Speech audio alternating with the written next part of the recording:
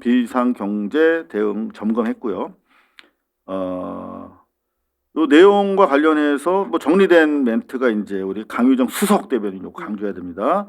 브리핑이 있었는데 요거 대통령이 상당히 조금 문제 의식을 가졌어요. 오늘 보니까. 네, 이 석유 최고 가격제를 시행하다 보니 전 세계에서 가장 유류값이 싼 나라가 되었지만 네. 소비를 절감해야 할 때 가격을 내리는 게 잘한 일이냐라는 반론이 있고 일리 있는 지적이다. 그러니까 이게 지금 경유값 기준으로 해서 우리는 최고 가격제인 3차까지 실시하고 네. 있는데 독일이 한 40% 가까이 오르는 와중에 우리는 7, 8%밖에 안 올랐다는 거야. 그래서 보조금까지 주고 있는데 그 와중에 또 오히려 더 쓴다는 거지, 에너지를. 그러면 안 된다 하는 말씀. 그다음에 요거 지금 부동산 개혁과 관련해서 상당히 보안에 좀 신경을 써달라 하는 주문이 있었어요. 정책 결정 과정에서 부동산에 이해관계가 있는 사람을 전부 빼라고 지시한 사항을 환기하면서 이해관계가 절대 침투할 수 없게 기한용지 복사하는 직원조차 다주택자는 안 된다.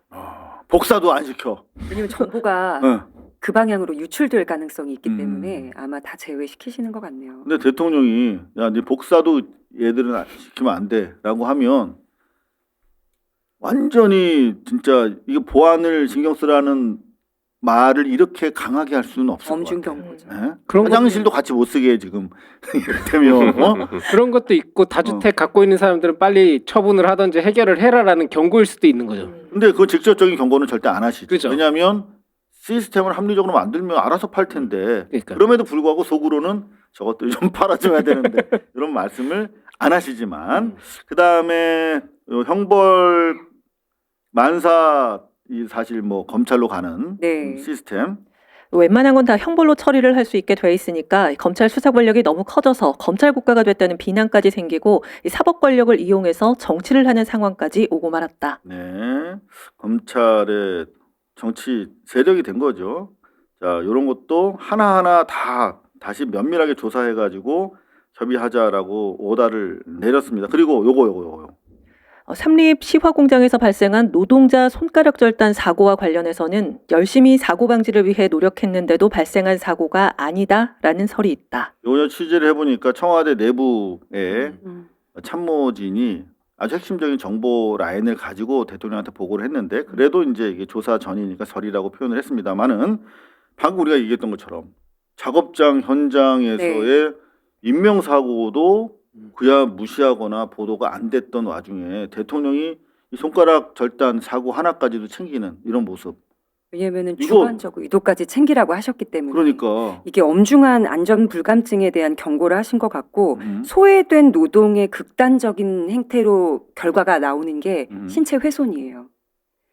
너무 더운 여름에 선풍기 에어컨 없이 그 근무지에서 일하다가 돌아가시는 분들도 있고 그러면 이 사람의 신체를 본인들 회사의 어떤 자금 좀 아끼려는 기회 비용으로 써버렸다는 거거든요.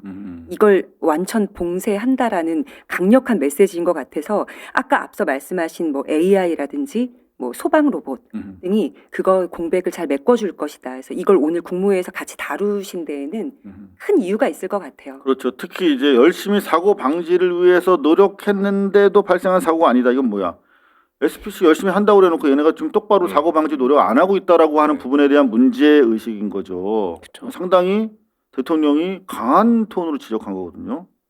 지난번에 SPC 그 회장인가 그때 공개 사과도 시켰잖아요. 네, 공개 사과도 했고 그 당시에 이제 자기들이 이렇게 하겠다라는 대응책도 마련을 했고 거기에 대해서 이재명 대통령이 반응을 했었잖아요. 네. 근데 이제 거기에 그러니까 이제 사기업이기 때문에 확인을 안 했다라는 그 이유 때문에 자기들이 그 대책을 내놓고도 제대로 하지 않았으면 이제 다시 처벌을 받을 수밖에 없는 상황이 되는 거죠. 그때 되게 사실 굴욕적인 상황까지도 사실 제공했잖아요. 네. 경쟁사의 안전 그 시스템 모범 사례를 발표시켰어. 그렇죠. SPC 회장 앞에서 그 정도로. 근데도 아직까지도 지금 제대로 안 하고 있다. 그리고 실제로 응원봉 세대가 가장 크게 관심 갖는 게 SPC 사태입니다. 과거부터 지속돼서 발생하고 있는 산재 사고에 대해서 SPC 불매운동이 있었던 것은 응원봉 세대가 주도했던 그렇죠. 움직임이었었고요. 그럼에도 불구하고 어떻게 보면 시민들의 움직임 해결이 안 됐고 지금 정부 그리고 대통령이 이렇게 계속적으로 언급하고 심지어는 정말 이례적인 대응까지 하면서 했음에도 불구하고 또 사고가 일어났고 그러니까 이런 방향들 속에서 이재명 정부가 그 대통령이 직접적으로 이렇게 언급을 한다는 건 어떻게 보면 응원봉 세대에게는 굉장히 강력한 정책적 효능감부터 또 이 권력 교체에 대한 가장 큰 의미를 주는 요소이다. 그래서 전 대통령이 직접 X를 하시다 보니까 더 이렇게 그 목소리와 바람들을 알고 계신 것 같아요. 이재명 당대표가 왜 1급 표창을 했는지 알겠네요. 이렇게 오랜만에 큰 감동하는 표정을 제가 이상한 기자님. 난 사실 우리는 이제 아무래도 세대가 가고 있는 세대라 이 SPC 상황에 대해서 이게 어떤 의미를 우리 젊은 세대들한테 가질까에 대해서는 못 느껴봤거든요. 그냥 산업체 안전과 관련된 그냥 그런 하나의 구체적이지만 또 일반적인 사건으로 느꼈는데 야 실제 그러네. 정민철 우리 세커 세키 예 세키 하셔도 됩니다. 세커 그냥 부의장 하시죠. 부의장. 네, 부의장이 편하실 것 같아요. 예. 세커 회장님. 진짜 중요한 이미지의 어떤 전달이 되겠네요. 대통령이 대통령 또 대단하다. 파파라치가 생기는 것이 좋겠다라는 언급을 하신 걸 보면 우리 정 위원장, 부위원장님 얘기처럼 이게 감시하는 사람, 그러니까 응원봉 세대들이 가장 관심을 갖고 SPC 뭐 스타의 이미지로 막 정말 밝게 그 회사를 포장하는 것을 걷어낸 다음에 실제로 생산직 라인에 있는 분들이 어떤 대우를 받고 얼마나 위험한 상황에서 있는지 관심을 갖고 보라는 게 일맥상통하는 것 같아요. 그러네. 그죠. 몰랐네. 정말 많이 배웁니다. 감사합니다. 자, 그런가 하면은 요것도 이제 좀 성과적 측면에서 알려드려야 될 부분인데 연합뉴스. 외국인 관광객 서울 넘어 지방으로 체류 소비 동반 증가. 이게 대통령도 깜짝 놀라는 거야. 지금 보면 1분기 기준으로 해서 지역이 관광에 이제 수혜가 너무 부족하다. 일본을 봐라 이러면서 이제 작년부터 계속 강조를 해오셨는데 지역 방문율이 34.5%로 높아졌다. 체류 일수와 지출액도 늘어났다는 거야. 응? 지역으로 아까 문화부 장관 얘기 들어보니까 지역으로 관광객 60명이 왔다가 가면 지역 주민 1명이 사는 거랑 똑같다는 거야. 세수가. 네. 응? 자, 근데 이렇게 구체적이고 명백한 데이터로 나와버렸어. 그리고 지금 지방 공항, 철도 이용 외국인도 엄청나게 늘어났는데 늘어난 정도가 그냥 뭐 1, 2%가 아니라 49.7, 뭐 46. 뭐 엄청난 증가세를 지금 보이고 있네요. 보니까. 그러니까 또 그만큼 이제 계속 뭐 아까 빛의 혁명도 있었고 뭐 여러 가지 이제 있으면서 이제 그리고 K-팝도 있었고 한국이 해외에 이제 자꾸 알려지는 경우들이 많잖아요. 그러니까 가게 되고 그리고 이제 서울만 가는 게 아니라 이제 교통편이 확실히 좋아지니까 또 지방으로도 계속 가는 거고 또 지난번에 뭐 트럼프 대통령하고 경주도 이제 홍이 있었고 뭐 그런 홍보 효과가 있으니까 계속 사람들이 오고 또 다른 데로 가보는 거죠.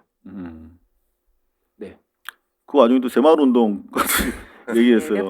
네, 울렸네 말고 와서 민관이 함께 좀 이렇게 관광객 유치를 위해서 또 운동을 좀 만들어 보자 그런 제안까지도 과감하게. 근데 일각에서는 왜 박정희 유산을 왜 끌고 들어오냐 그러는데 통합 안 할 건가요? 그건 대통령 모르고 하는 얘기지. 얼마나 좋은 거는 다 하는 네. 실용주의자인데 말이죠. 그죠? 그리고 약간 그 바이럴과 스타성이 기본적으로 있어요. 왜냐하면 그러네. 지방 관광을 얘기할 때 그 어느 기자들이 크게 관심을 갖겠어요. 맞아. 그러니까 이 지방 관광이 근데 정말 중요하거든요.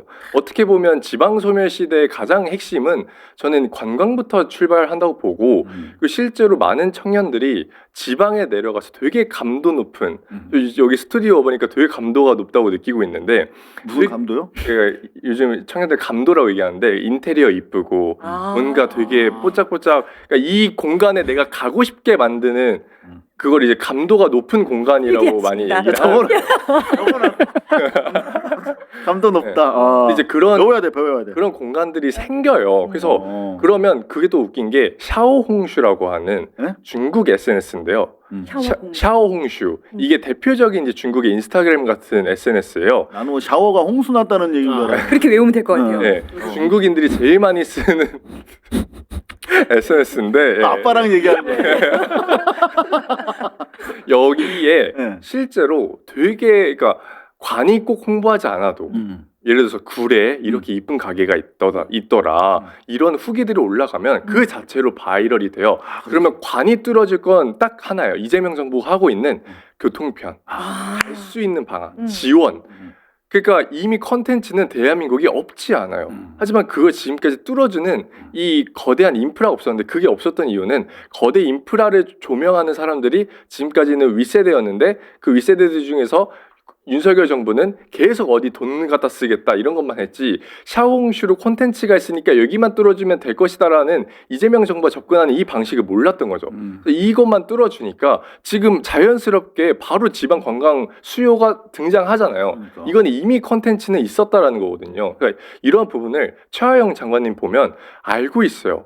그런 것들을 보면서 이거를 감도가 좀 있잖아. 네, 지지를 하지 않을 수가 없는 거죠. 그러니까 이미 이 청년들은 알고 있던 것들을 이재명 정부는 늘 하고 있다. 이렇게 꼭 강조드리고 그때 싶었어요. G20대인가 그때 김민석 총리가 그 어디 인플루언서들 섭외를 해서 홍보를 하자 홍보 네. 방식을 맞아. 해가지고 했었잖아요. 그것도 이런 방식 중에 하나가 아닌가요? 그러면? 그렇죠. 예, 인플루언서 섭외도 어떻게 보면 되게 정통적인 방법이지만 그러니까 전통적인 방법이래. 아 그래요? 저는 전통이니까. 그것조차도 어떻게 보면 정부 잘 안 안 했던 했지. 그 답답함은 있었지만 지금 인플루언서 섭외부터 해서 인플루언서들이 가서 콘텐츠 만들어 놓으면 그 인플루언서들의 콘텐츠를 자연스럽게 습득한 일반 사람들이 간다고요. 왜냐하면 한국인들도 일본의 온갖 지방을 다 가요. 그 이유는 콘텐츠를 보고 가는 거거든요. 이제는 어떻게 보면 지방 관광 살리는 일이 굉장히 쉬워졌어요. 그래서 이 방향성대로 조금만 시간이 지나면 큰 성과로 올 거라고 보고 있습니다.